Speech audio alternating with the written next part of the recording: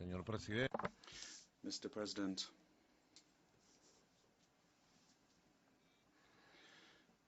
delegations,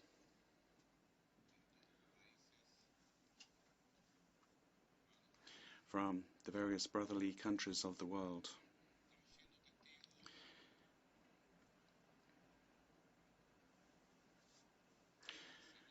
we are seeing the signs of a new era dawning for humanity. 70 years ago, the United Nations was founded. And for 70 years, it's been trying to heal the deep wounds of the most destructive war that humanity has ever seen. The Second World War, the physical wounds that this created in men and women of the planet, and deep moral marks that this left. The fight against fascism and Nazism, and the various ways in which it disrespects the individual and culture and human civilization. 70 years ago, humanity began to build a system where people could come together and trace out, as Pope Francis said just a few hours ago, from this same rostrum, to build a common house, the common house of humanity. We're coming to the end of this summit in order to agree on the common targets for our countries, our peoples, and our governments with regard to social development, and that being a central element of this summit, to review the Millennium Development Goals and to define the 2030 agenda. The 2030 plan, I would like to recognize here the work of delegations from all countries over so many months in assessing the 2015 targets and in integrating the proposals of the various countries and governments, various ways of looking at things. And today we are going to be approving the 2030 development agenda. And Venezuela would like to say that in order to have a world of equals, Agenda 2030, if we want to remove inequalities, the inequalities which are the source, inequality is the source, the mother of all misery, of all poverty, in all cultures, as Pope Francis said when he visited Cuba and the United States. Poverty leads to inequality, and this is because of systems of domination over centuries that have robbed the planet, that carved up Africa over a century and imposed colonialism and slavery. Inequality comes from all forms of exclusion and domination and exploitation that killed off Aboriginal indigenous cultures, and we're so proud here that they are being represented today by Evo Morales Ayman in the Americas. Inequality gives rise to all of the misery and all of the poverty. If we want to set ourselves great goals, such as we are doing, if we want to meet these great goals that we are setting ourselves today, 17 goals that our delegations have defined and which we are going to reaffirm today, 169 targets to move forward in the major areas of overcoming poverty, of public, free, quality, inclusive education, health for everyone, the right to housing, the right to the environment, the right for respect for Pachamama, for Earth. If we want to progress in all of these important goals and targets that we've traced out, undoubtedly we have to ask ourselves about the construction of another economic and social model, a different relationship between power in the world for the next 15 years. There's no other way of going about this. This is what we say in Venezuela. After, in these 15 years, having moved from the Millennium Development Goals, one of the most beautiful and important and deep-seated processes that we've seen in our country, after having moved with our brothers from Latin America and the Caribbean through this renewal of our fight, protagonized by the poor people of yesteryear, those that were forgotten about, the shirtless. Venezuela over these 15 years, from 2000 to 2015, has seen an economic, social and political revolution, the Bolivarian revolution, based on the original revolution of Simón Bolívar, led by our unforgettable commander, Hugo Chávez Frías.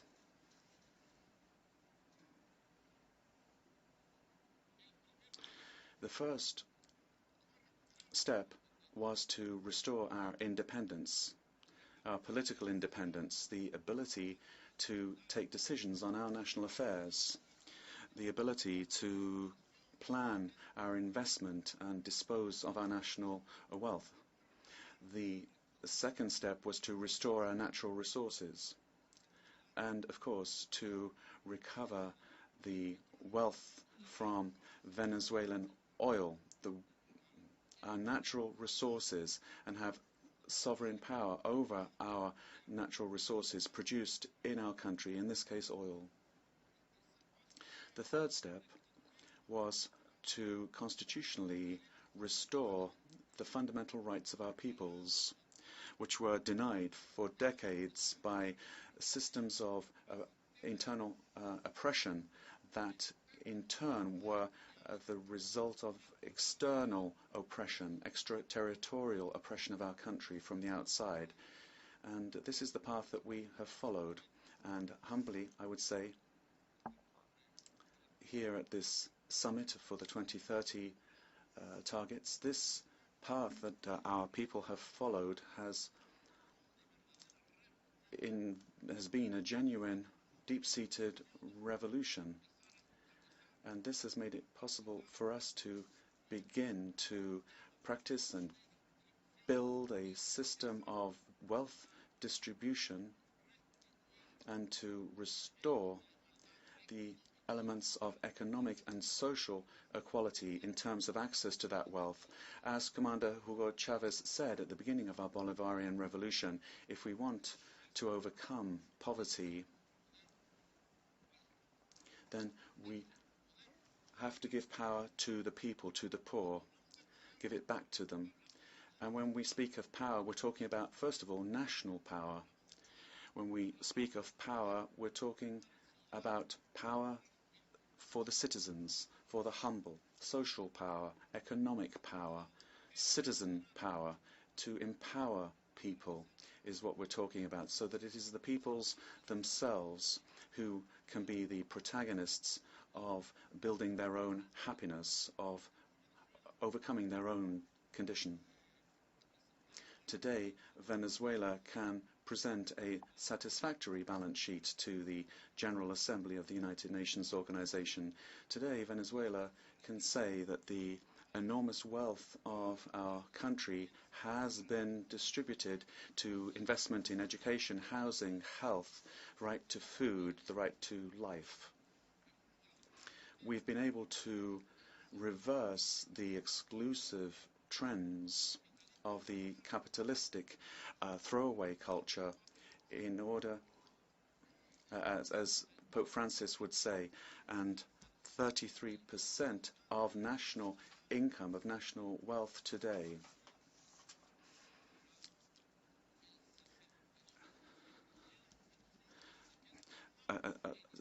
62% of this wealth is being spent on the development of our peoples, on restoring equal conditions amongst the population in order to overcome poverty.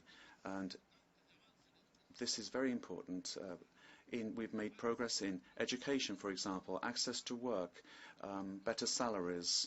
We've been able to reverse the trend towards deregulation of labour laws, the trend of precarious employment.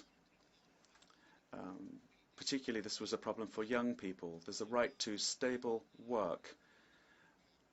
This is mentioned in United Nations documents, the right to decent work. We would say that it needs to be the right to just and fair work. This is a fundamental right if we want to make citizens protagonists of their future, to enable them to overcome their lot and their poverty. We have fully embraced the 17 goals for this new stage, this 2015-2030 period. 17 goals to eradicate poverty, to put an end to hunger, to guarantee health, quality education, gender equality, guarantee sustainable use of water resources, access to energy that is fair. And we are doing this with an extraordinary project of solidarity and inclusion and brotherliness today. This is the Petro-Caribbean project, which involves 18 countries of the region in joint projects for genuine access to energy that we feel is something that could be studied in the various committees that are going to follow up on this plan. 17 goals then to promote economic growth that is just. A transformation of the economic model is proposed in Goal 8. Without transforming the unjust economic goal, one way of thinking, an attempt to impose political and social positions on our people that we find unacceptable, that the IMF and the World Bank impose on our countries, they make development impossible. And they stand in the way of us achieving these desirable goals that we are setting ourselves for 2015-2030. Only a thoroughgoing transformation of the economic system, only a total change of the systems, these neoliberal systems that are represented by the IMF and the World Bank, will lead to economic sustainability, that we are setting ourselves to overcome poverty and bring about universal happiness.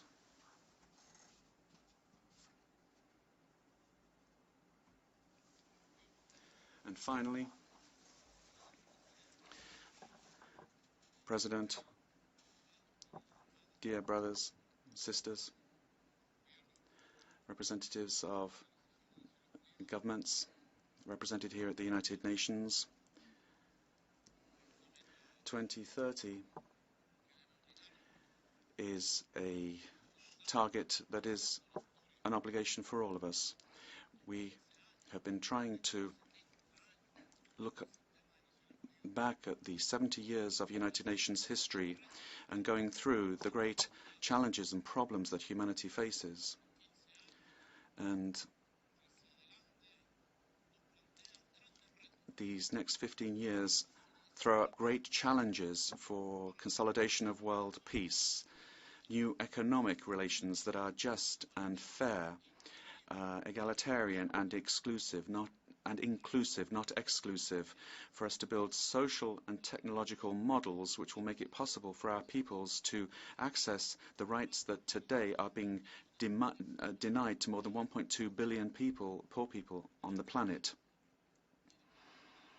Major issues have to be defined by the United Nations organization.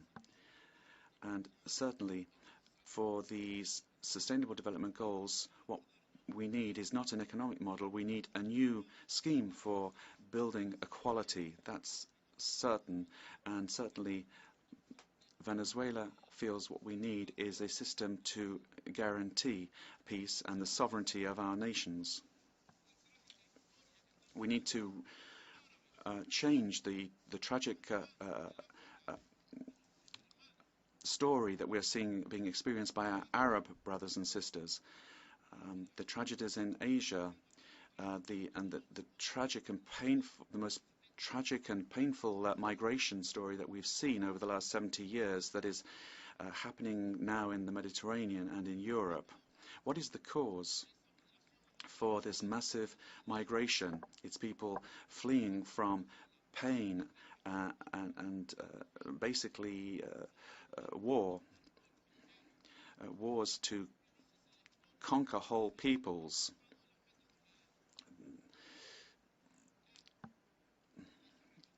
And why, in this region of the world now, are we seeing this horror film?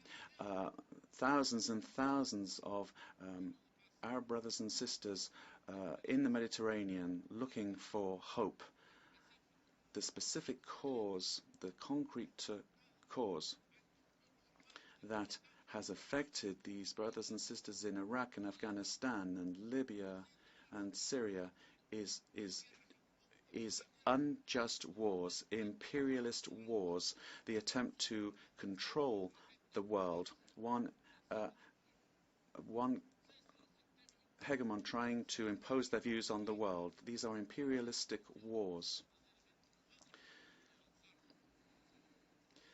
preventing us from achieving the genuine goals that the United Nations set itself 70 years ago, identified 70 years ago, and that we've been able to build.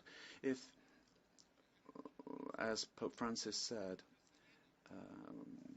to a full house, with emotional applause from all peoples, all cultures, as he said, if in 2030 we want to have a common house, and we in Venezuela dream of this and will fight for this, and we will do our best to achieve this. We see this as being a common house without imperialistic wars, without destruction, without racism, without xenophobia, without inequality, without disregard for people, equality of peoples, respect for international law and peoples. This is the 2030 agenda, a great human agenda for building peace and happiness and universal justice.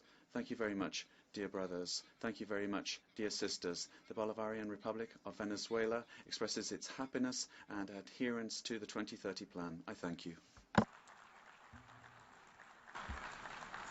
right.